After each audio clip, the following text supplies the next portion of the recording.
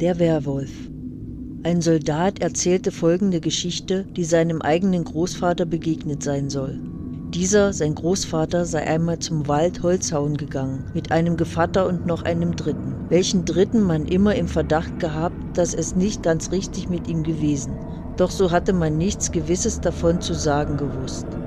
Nun hätten die drei ihre Arbeit getan und wären müde geworden, worauf dieser Dritte vorgeschlagen, ob sie nicht ein bisschen ausschlafen wollten. Das sei denn nun so geschehen. Jeder hätte sich nieder an den Boden gelegt, er, der Großvater, aber nur so getan, als schliefe er und die Augen ein wenig aufgemacht. Da hätte der Dritte erst recht um sich gesehen, ob die anderen auch schliefen, und als er solches geglaubt, auf einmal den Gürtel abgeworfen und wäre ein Werwolf gewesen.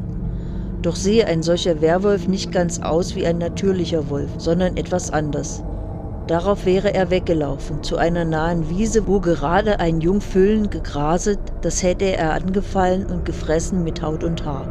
Hernach wäre er zurückgekommen, hätte den Gürtel wieder umgetan und nun wie vor in menschlicher Gestalt dagelegen. Nach einer kleinen Weile, als sie alle zusammen aufgestanden, wären sie heim nach der Stadt gegangen. Und wie sie eben am Schlagbaum gewesen, hätte jener Dritte über Magenweh geklagt. Da hätte ihm der Großvater heimlich ins Ohr gehauen. Das will ich wohl glauben, wenn man ein Pferd mit Haut und Haar in den Leib gefressen hat. Jener aber geantwortet, hättest du mir das im Walde gesagt, so solltest du es jetzo nicht mehr sagen. Ein Weib hatte die Gestalt eines Werwolfs angenommen und war also einem Schäfer, den sie gehasst, in die Herde gefallen und hatte ihm großen Schaden getan. Der Schäfer aber verwundete den Wolf durch einen Beilwurf in die Hüfte, so dass er in ein Gebüsch kroch.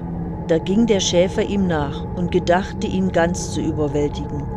Aber er fand ein Weib, beschäftigt, mit einem abgerissenen Stück ihres Kleides das aus der Wunde strömende Blut zu stillen.